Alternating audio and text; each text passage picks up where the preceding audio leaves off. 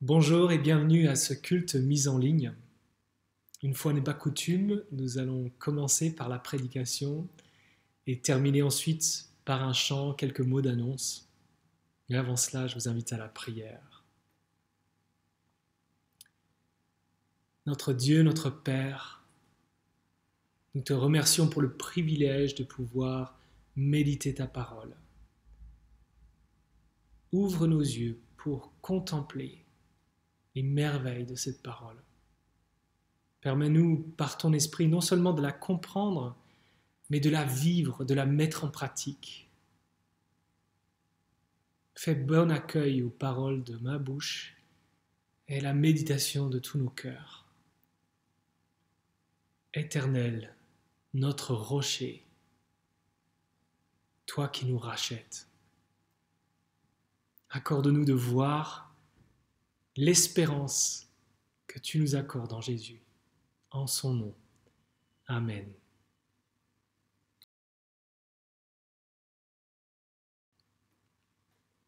Je vous invite maintenant à lire avec moi ou écouter la lecture de l'évangile de Matthieu au chapitre 11, les versets 25 à 30. Matthieu chapitre 11, versets 25 à 30.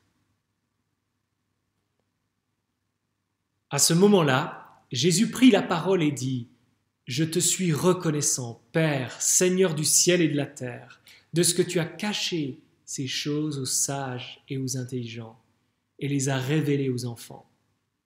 Oui, Père, je te suis reconnaissant car c'est ce que tu as voulu. Mon Père m'a tout donné, et personne ne connaît le Fils si ce n'est le Père. Personne non plus ne connaît le Père si ce n'est le Fils et celui à qui le Fils veut le révéler.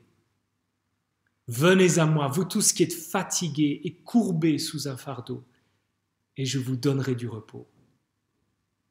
Acceptez mes exigences et laissez-vous instruire par moi, car je suis doux et humble de cœur, et vous trouverez le repos pour votre âme. En effet, mes exigences sont bonnes et mon fardeau léger. La crise du Covid-19 a engendré des changements dans le domaine du travail.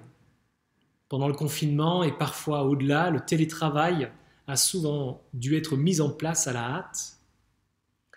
Et si nous voyons certains bénéfices, les trajets en moins, on constate d'autres dangers.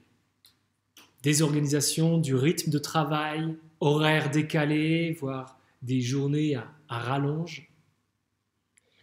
En 2016, une loi a été votée au Parlement, le droit à la déconnexion.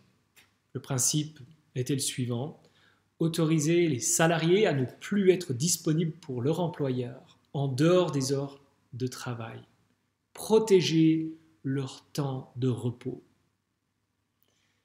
La loi n'était déjà pas facile à appliquer dans une situation classique de métro, boulot, dodo.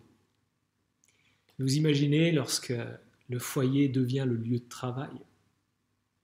Une avocate en droit social observe : pendant le confinement, le travail s'est invité à la maison et la frontière entre vie privée et vie professionnelle s'est effacée pour de nombreux salariés, au détriment du droit à la déconnexion.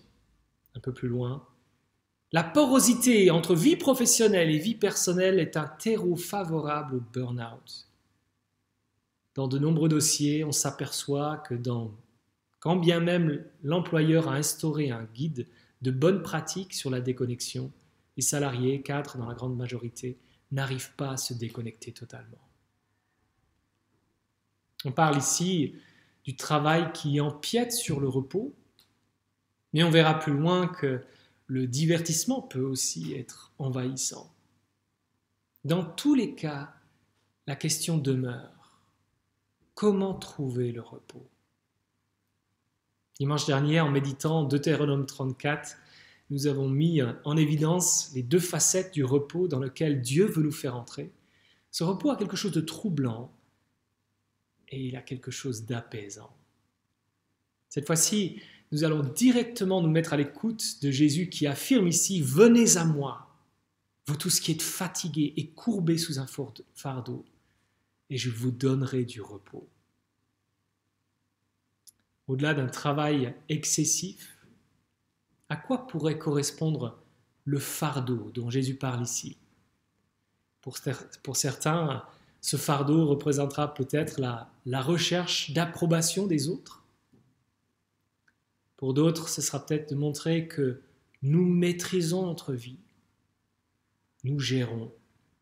Pour d'autres encore, le fardeau sera de devoir se conformer à des séries de règles. Pour d'autres encore, le fardeau peut représenter une épreuve qui perdure. Ce fardeau peut aussi représenter notre culpabilité, la conscience d'avoir mal agi. Et Jésus dit à chacun, venez, venez à moi, vous tous qui êtes fatigués et courbés sous un lourd fardeau, et je vous donnerai du repos.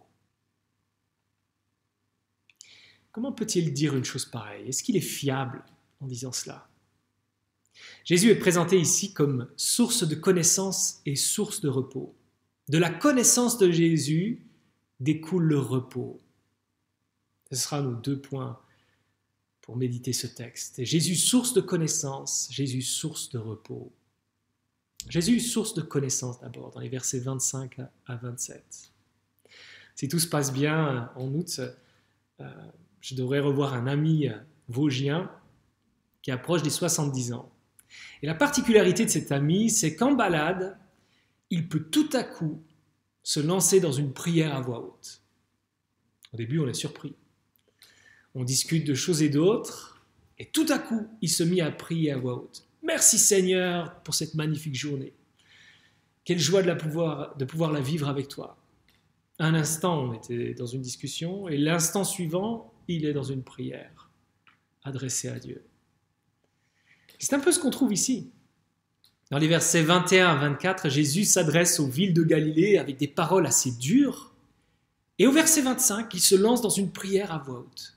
« Je te suis reconnaissant, Père, Seigneur du ciel et de la terre, de ce que tu as caché ces choses aux sages et aux intelligents et les as révélées aux enfants. » Pourquoi cette prière ici? Et pourquoi cette reconnaissance au Père d'avoir caché ces choses aux sages et aux intelligents? Avec le chapitre 11, nous sommes au début de la 3e grande section de l'évangile de Matthieu. Jésus a commencé à annoncer la bonne nouvelle du royaume au chapitre 4, et les réactions sont variées. Le verset 16 de ce chapitre 11 évoque une autre réaction, une des réactions plutôt. Verset 16, « À qui comparerai-je cette génération?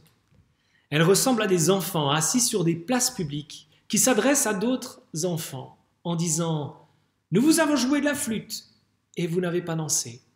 Nous avons entonné des chants funèbres et vous ne vous êtes pas lamentés. » Quel est le sens de cette image? Pensez à des enfants qui se retrouvent, je pense naturellement à mes 2 filles, et aux enfants qui jouent régulièrement sur la place de jeu en face de chez nous. Je ne sais pas si vous êtes au courant, mais il y a plusieurs manières de jouer à chat. Il y a chat, le jeu de chat. Mais il y a aussi chat perché, chat bougie, chat glacé, chat ballon. Et j'en passe. Plusieurs manières de jouer à chat au point de s'y perdre. Imaginez la scène qui ressemble étrangement à des faits réels. Un des enfants propose « Et si on jouait à chat glacé ?» Et la réaction des autres c'est « Oh non, pas encore chat glacé !» L'enfant essaie à nouveau « Et si on jouait à chat perché ?» Et c'est la même réaction « Oh non, pas chat perché !» Un autre enfant s'y met « Et si on jouait à chat ballon ?» Et la réaction pareil « Oh non, pas chat ballon !» Quelle que soit la proposition, ça ne passe pas, ça ne passera pas. C'est l'attitude que Jésus perçoit chez beaucoup de ses auditeurs. Verset 18, en effet, de ce chapitre, « En effet, Jean est venu, il ne mange pas et ne boit pas, et l'on dit, il a un démon. Le Fils de l'homme est venu, il mange et il boit, et l'on dit, c'est un glouton et un buveur, un ami des collecteurs d'impôts et des pêcheurs. Comme les enfants sur la place qui répondent aux enfants qui proposent quelque chose, les réactions vis-à-vis de Jésus et de Jean sont négatives. Jean ne mange pas, il ne boit pas, suspect. Et les gens se disent, il doit avoir un démon. Jésus mange et boit avec des pécheurs, disent, c'est un glouton, un buveur. Quoi qu'il fasse, la réaction est négative. Et Jésus poursuit dans les versets 20 à 24 en s'adressant aux villes de Galilée, qui ont vu ses miracles, entendu son message, et qui pourtant refusent de croire en lui. Leur incrédulité est dénoncée, mais aussi leur orgueil. Ces villes pensent en savoir assez au sujet de Dieu, de son royaume, et ne pas avoir besoin de Jésus. Et c'est là que Jésus exprime sa reconnaissance au Père, pour le renversement qu'il a opéré, en révélant aux enfants plutôt qu'aux sages et aux intelligents. Si les sages et les intelligents sont ces villes-là, qui sont les enfants du verset 25 ? À quoi renvoie le fait d'être enfant ici ? Ce qui caractérise les villes de Galilée, c'est la prétention à ne pas avoir besoin de Jésus. Eh bien, pour les enfants, c'est l'inverse. Quelle est la réaction naturelle lorsqu'un enfant se blesse ? N'est-ce pas de se rendre vers l'un de ses parents pour être consolé ? Et si un enfant a faim, n'est-ce pas de demander à manger ? Un enfant en bas âge est dépendant de ses parents. Quant aux adultes, s'ils ont l'habitude de se débrouiller. Les enfants ici, c'est une manière de décrire ceux qui sont conscients de leurs besoins, de leur dépendance en Dieu. Et on en revient à la question de tout à l'heure. Pourquoi cet élan de reconnaissance et, tant qu'on y est, pourquoi est-ce que Jésus veut qu'on entende sa prière ? Pour commencer, la reconnaissance est précisément ce qui a manqué aux villes de Galilée, qui n'ont pas écouté Jésus. Plutôt que d'exprimer leur reconnaissance à Dieu pour la venue de Jésus, rendu gloire à Dieu pour les miracles qu'il a opérés, c'est l'incrédulité et l'orgueil qui les a caractérisés. La reconnaissance leur a manqué. Mais la reconnaissance, c'est aussi la réaction naturelle en présence d'un cadeau immérité. Par sa prière, Jésus affirme que Dieu ne devait le salut à personne. Par grâce, il a choisi de se révéler aux enfants, aux tout-petits. Vous imaginez si l'Évangile était compris avant tout par des personnes qui ont fait des études supérieures, une sorte d'élite intellectuelle, ou si l'Évangile était compris avant tout par des personnes qui viennent d'un certain milieu social, ou qui est avant tout compris par des personnes qui ont une belle réussite professionnelle. Et on pourrait choisir d'autres critères, des critères d'apparence, des charismes. Quelle que soit la raison, il y aurait de la fierté à avoir. Mais saisir l'Évangile, en soi, est un cadeau immérité. Saisir l'Évangile est fondé sur la grâce de Dieu, d'où la reconnaissance à Dieu. Et c'est l'occasion de s'interroger sur cette reconnaissance. Si Jésus exprime ici sa reconnaissance à Dieu pour cette grâce, nous qui en sommes bénéficiaires, comment pourrions-nous faire moins ? La question peut déranger, mais est-ce que nous sommes là et fatigués de remercier le Père pour Jésus ? Est-ce que nous sommes passés à autre chose, comme si la reconnaissance pour Jésus, ça va un moment, mais il y a d'autres choses dans la vie ? Est-ce qu'au fond, nous avons le sentiment que nous n'avons pas vraiment besoin de lui ? La prière de Jésus ici, à voix haute, rappelle que la grâce qui nous est faite est un cadeau pour lequel nous devrions nous exprimer notre reconnaissance. Quelle grâce, quel cadeau! Celui de se savoir dépendant de lui, en phase avec la réalité. En soi, c'est un cadeau. Ce cadeau, c'est celui d'être au bénéfice de sa révélation, de connaître Dieu. C'est un cadeau. Jésus poursuit justement en affirmant qu'il est le canal de cette connaissance. Verset 27. « Mon Père m'a tout donné et personne ne connaît le Fils si ce n'est le Père. Personne non plus ne connaît le Père si ce n'est le Fils et celui à qui le Fils veut le révéler. » C'est par Jésus que l'on peut connaître Dieu, connaître le Père. Dans un sens, on pourrait dire que les auditeurs de Galilée connaissaient des choses au sujet de Dieu. Après tout, ils avaient la loi de Moïse, ils avaient les fêtes, le tabernacle, le système sacrificiel, les livres de sagesse, les prophètes, les livres historiques, tout l'Ancien Testament. Mais Jésus affirme que le Père a tout donné au Fils. Jésus est l'accomplissement de tout l'Ancien Testament. Il est le prophète comme Moïse. Il est le médiateur plus grand que Moïse. Il est le Messie annoncé. Il est l'agneau par excellence, le grand prêtre par excellence. Il est le temple de Dieu, la présence même de Dieu. C'est ce que Matthieu veut souligner tout au long de son évangile. Jésus est l'accomplissement des Écritures.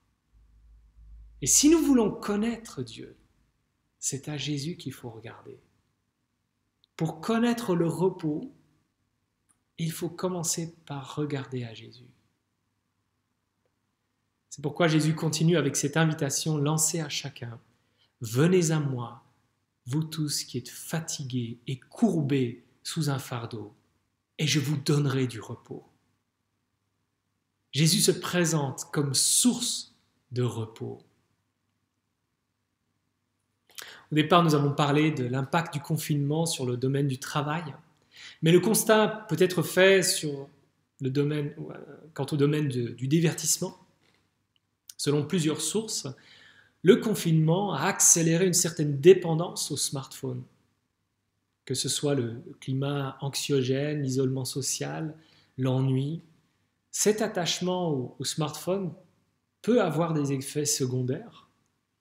Troubles du sommeil, isolement, baisse d'intelligence émotionnelle, ou alors une certaine dépendance, des comportements addictifs. Il y a en nous une soif de divertissement. Bien avant l'arrivée des smartphones, Blaise Pascal pouvait parler d'un divertissement qui nous empêche de réfléchir à notre condition. Il écrivait « Tout le malheur des hommes vient d'une seule chose, qui est de ne pas savoir demeurer au repos dans une chambre. Tout le malheur des hommes vient d'une seule chose, qui est de ne pas savoir demeurer au repos dans une chambre. » Bon, je vous rassure, je ne suis pas en train d'encourager un nouveau confinement. C'est une manière pour lui d'évoquer une méditation, une considération de notre condition. Selon Pascal, les humains sont tentés par constamment se tourner vers le divertissement pour ne pas penser à leurs conditions. Comme une recherche permanente de satisfaction ailleurs, dans des choses qui ne durent pas. Ici, Jésus veut qu'on entende un appel qui tient compte de notre condition et qui offre une vraie satisfaction. Il veut nous rendre conscients de nos fardeaux. Il veut nous rendre conscients de notre dépendance en lui, du besoin de venir à lui. Venez à moi, vous tous qui êtes fatigués et courbés sous un fardeau, et je vous donnerai du repos. Jésus affirme être le seul à pouvoir soulager notre existence. À la différence de tout ce qu'on poursuit et qui ne satisfait pas, il en faudra plus d'informations, plus de contacts, plus de réactions. Il offre le repos. Comment comprendre ce repos dont Jésus parle ? Pour comprendre la prière de Jésus, nous avons regardé à ce qui précédait. Et pour comprendre le repos dont Jésus parle, si nous regardions à ce qui suit, que se passe-t-il après cette invitation de Jésus? Une polémique autour du sabbat, début du chapitre 12. Le sabbat, c'est le jour de repos dont il est question dans la loi de Moïse. Et quelle est la polémique? D'un côté, on trouve les pharisiens, courant strict du judaïsme, de l'autre, Jésus et ses disciples. Et les pharisiens reprochent à Jésus de laisser ses disciples arracher les épis de blé le jour du sabbat, les arracher pour les manger. Pour eux, c'est l'équivalent du travail. Pour que la loi sur le sabbat soit respectée, selon eux, il fallait aller plus loin que Moïse jusqu'à préciser les choses, définir le contour exact des règles. Ramasser les épis, c'est déjà un travail. Plus tard, dans la même journée, ils tendent un piège à Jésus et lui demandent s'il est permis de guérir un homme à la main paralysée. Jésus va guérir cet homme et même beaucoup d'autres malades. Pour lui, c'est tout à fait légitime de guérir quelqu'un ce jour-là. Ce n'est pas un travail dont il faudrait se priver. C'est tout à fait légitime pour lui de guérir, de restaurer quelqu'un le jour du sabbat. Et on a ici deux visions du sabbat, deux visions du repos. La vision des pharisiens, c'est que le sabbat est une loi qu'il faut pouvoir respecter à la lettre. Il faut préciser les contours, ce qui est acceptable et ce qui ne l'est pas. Il faut appliquer ces règles dans le détail pour se savoir en paix avec Dieu. La vision de Jésus, c'est qu'il est le maître du sabbat. Il est celui vers qui le sabbat pointe, le sabbat qui restaure, celui qui donne le repos, celui qui guérit, celui qui rétablit. C'est lui. Et entre ces deux visions, quelle est la bonne? Qu'est-ce qui donne le vrai repos? Dans un sens, on pourrait dire que les pharisiens se reposent ce jour-là. Ils ne travaillent pas. En surface, oui, ils se reposent. Mais dans le fond, dans le cœur, ils ploient sous l'obéissance à des règles. Jésus offre un repos en profondeur. Un repos plus profond que le fait de ne pas travailler. J'ai entendu une illustration qui parle du repos et que j'ai trouvé utile, et j'espère que ce sera utile pour vous aussi. En dormant la nuit, on passe par plusieurs phases de sommeil. On parle généralement de 4 stades de sommeil. 4 stades. Et on va se focaliser simplement sur 2 d'entre eux, le sommeil léger et le sommeil profond. Sommeil léger, c'est celui qui dure le plus longtemps, 50% ou plus de notre nuit. Sommeil profond dure moins longtemps, entre 4 et 18%. Mais c'est le plus important. On peut avoir dormi longtemps d'un sommeil léger, c'est le sommeil profond qui est le plus réparateur. C'est un peu pareil ici avec le sabbat. Oui, en surface, les pharisiens respectent le sabbat. Ils ne travaillent pas. Mais au fond d'eux, ils sont constamment en train de se conformer à des règles, dans un labeur, pour être acceptés par Dieu. Et ils observent les autres pour s'assurer que chacun est sous le même fardeau, voire même plus grand. Jésus lui offre un repos en profondeur. Il offre un repos réparateur. Il n'est pas basé sur notre capacité à vivre selon toutes les règles définies. Il est basé sur son œuvre en notre faveur. Pour notre quotidien, on peut avoir en surface toutes sortes de bons principes pour se reposer d'une semaine de travail. Bien tenir son jour de congé, ne pas répondre à des messages du travail, se divertir de différentes façons, des principes qui sont utiles. Mais nous avons aussi besoin d'un repos plus profond que Jésus seul peut donner. Nous avons besoin d'un repos qui affecte nos motivations dans tout ce que nous entreprenons. Versets 29 et 30, Jésus parle d'exigence. Littéralement, c'est un joug. Un joug, c'est le bois que l'on mettait sur le bétail pour le diriger. Le joug pour les pharisiens consiste à obéir à toute la loi et s'y conformer dans le détail avec toutes les règles qui doivent définir les contours de notre existence. Il faut savoir exactement comment faire pour respecter scrupuleusement les règles. Et on comprend que ce joug-là est lourd, étouffant, difficile à vivre. Le joug que Jésus propose, c'est au contraire léger, comme il le dit. Pourquoi ? Parce que Jésus est doux et humble de cœur. Il n'est pas un tyran qui nous regarde et qui saute sur la première occasion avec condescendance pour nous condamner. Il n'est pas à attendre la moindre erreur de notre part pour nous tomber dessus. À quoi ressemble sa douceur ? Matthieu, en méditant ce que Jésus fait, cite une parole d'Ésaïe. Il voit en Jésus l'accomplissement d'Ésaïe 42, du serviteur. Il ne cassera pas le roseau abîmé et n'éteindra pas la mèche qui fume encore. Vous entendez la douceur ? Si nous reconnaissons notre faiblesse, notre besoin de lui, si nous reconnaissons notre péché, il ne sautera pas sur l'occasion pour nous condamner. Il ne cassera pas le roseau abîmé et n'éteindra pas la mèche qui fume encore. Jésus a bel et bien des exigences. Et le sermon sur la montagne des chapitres 5 à 7 en témoigne.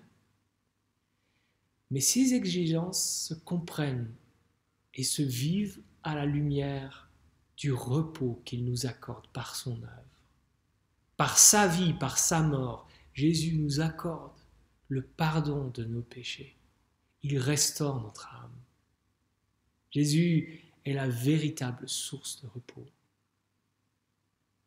À nous qui ployons sous le joug d'un besoin d'arriver à faire d'arriver à tout prix au bout de notre travail, Jésus dit « Venez à moi et je vous donnerai du repos ». À nous qui ployons sous le joug d'un besoin constant de divertissement, Jésus dit « Venez à moi et je vous donnerai du repos ». À nous qui ployons sous le joug d'un désir d'approbation des autres, Jésus dit « Venez à moi et je vous donnerai du repos ». À nous qui ployons sous le joug d'un désir de contrôler notre vie, de maîtriser tous les domaines de notre existence, Jésus dit « Venez à moi et je vous donnerai du repos ». À nous qui ployons sous les règles et principes imposés ou choisis, Jésus dit « Venez à moi et je vous donnerai du repos ». À nous qui ployons dans l'épreuve, Jésus dit « Venez à moi et je vous donnerai du repos ». À nous qui ployons sous la culpabilité, le souvenir d'erreurs passées, Jésus dit « Venez à moi et je vous donnerai du repos ». Comme dimanche dernier, j'aimerais terminer en citant un cantique. Ô Jésus, je me repose sur ce que je sais de toi. Quelle merveilleuse chose, ton amour pour moi. À moi, tu t'es fait connaître et ta divine beauté a transformé tout mon être pour l'éternité.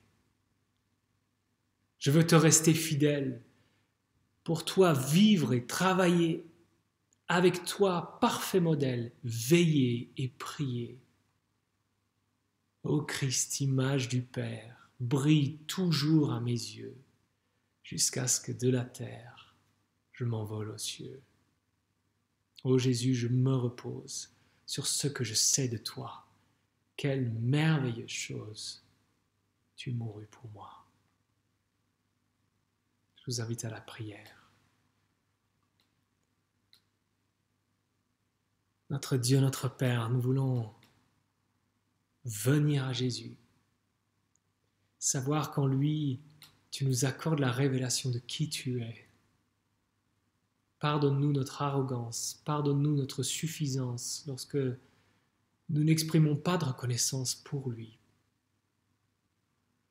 Merci pour ta grâce qui est venue nous trouver, alors que tu savais combien nous étions dépendants de toi.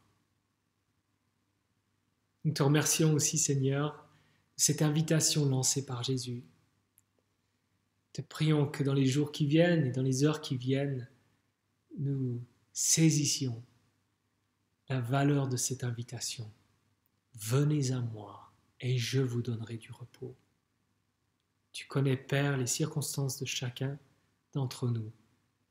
Accorde-nous en Jésus ce repos. En son nom. Amen. Je vous invite maintenant à chanter ou à écouter cet amour.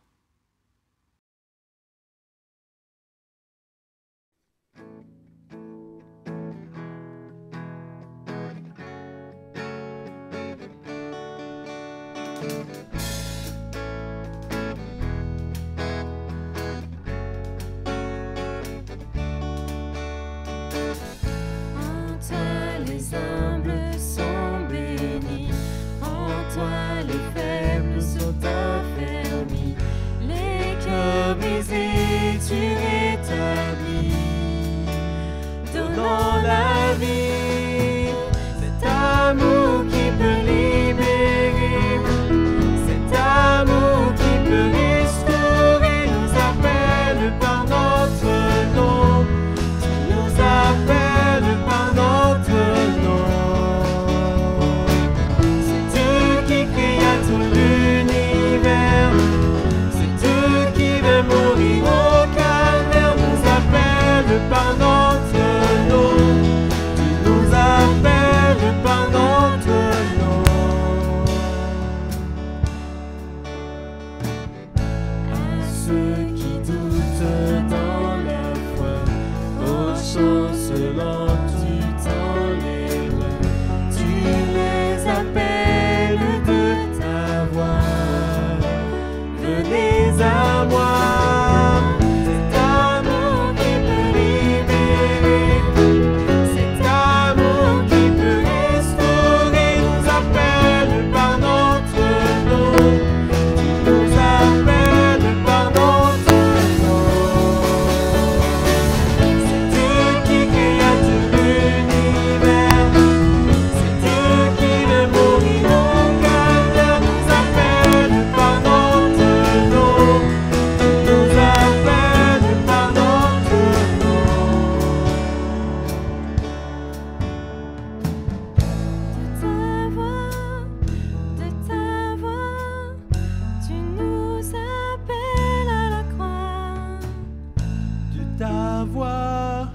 De ta voix, tu nous appelles à la croix. De ta voix, tu nous appelles à la croix. De ta voix, tu nous appelles à la croix. Cet amour qui peut libérer, cet amour qui peut restaurer, nous appelle par notre nom, nous appelle par notre nom. C'est Dieu qui créa tout l'univers, c'est Dieu qui va mourir au calvaire, nous appelle par notre nom, nous appelle par notre nom.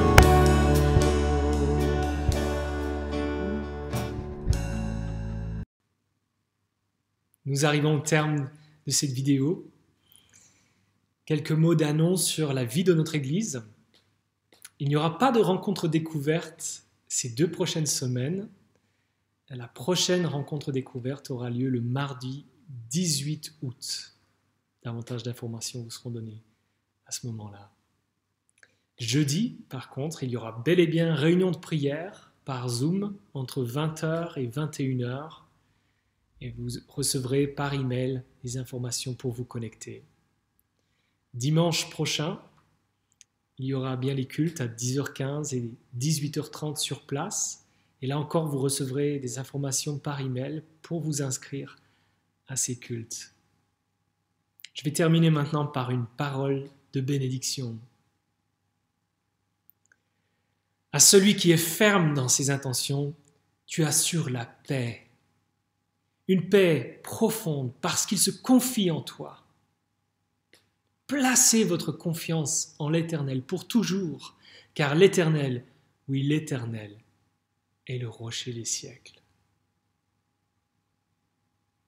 Bonne fin de journée à chacun.